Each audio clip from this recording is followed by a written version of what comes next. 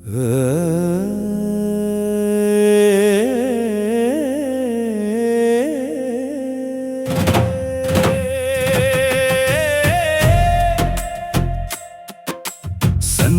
ಸಂಗ ಮಾಡಿದರೆ ಮನವು ಒಂದು ಹಂತಕ್ಕೆ ತಲುಪುತ್ತದೆ. ಸತ್ಯವಿದು ತಿಳಿದು ನೀ ನಡೆಯಬೇಕು.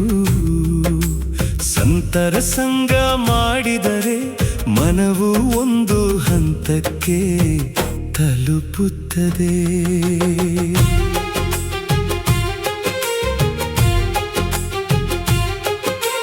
ಕುಳಿತು ನಿಂತು ಹೊತ್ತು ಕಳೆಯುವುದಕ್ಕಿಂತ ಮುಂದಕ್ಕೆ 3 ಹೆಜ್ಜೆ ನಡೆಯುವುದು ಒಳಿತು. ಸಂತರು ಸದಾ ಸಂಚಾರದಲ್ಲಿರುವರು.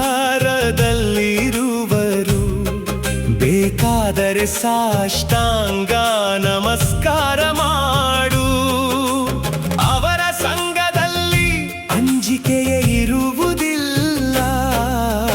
ಸಂತರ ಸಂಗ ಮಾಡಿದರೆ ಮನವು ಒಂದು ಹಂತಕ್ಕೆ ತಲುಪುತ್ತದೆ.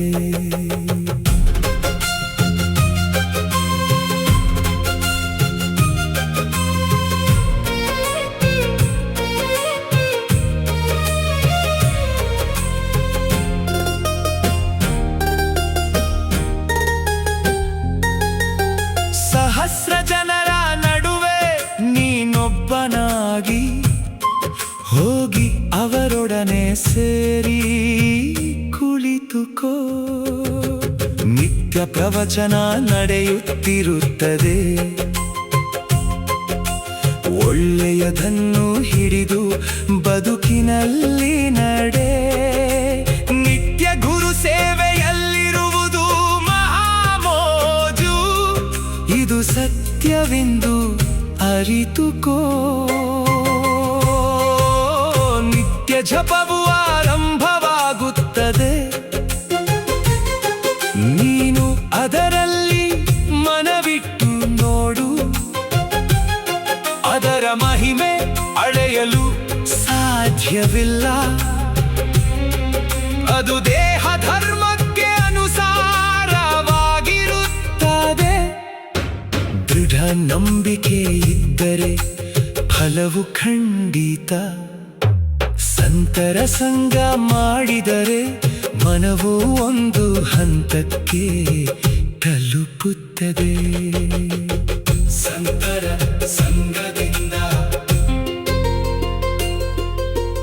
ಅನೇಕ ಅನುಭವಗಳು ಜೀವನದಲ್ಲಿ ಅರಳುತ್ತವೆ ನಿತ್ಯವೂ. ಜನಜಾಗೃತಿಯ ಮಾರ್ಗವನ್ನು ತೋರಿಸುವರು. ಸದ್ಗುರುಗಳ ಕರುಣೆಯ ಬೆಳಕಿನಲ್ಲಿ ಸದ್ಗುರು ಮಾರುತಿ ಪಾದ ನಂಬಿದರೆ ಸಾಕು. ಅವಧೂತ ರಂಗಲಿಂಗೇಶ್ವರರ ಕೃಪೆ ದೊರೆಯುವುದು. ಶ್ರೀ ಸದ್ಗುರು ತ್ರಿಶೂಲಪ್ಪ ಶರಣರ ಅನುಗ್ರಹದಿಂದ ಮನವು ಪರಮ ಶಾಂತಿಯ ಹಂತಕ್ಕೆ ತಲುಪುವುದು. ಸತ್ಯವಿದು ಮಾತು ತಿಳಿದು ನೀ ನಡೆಯಬೇಕು.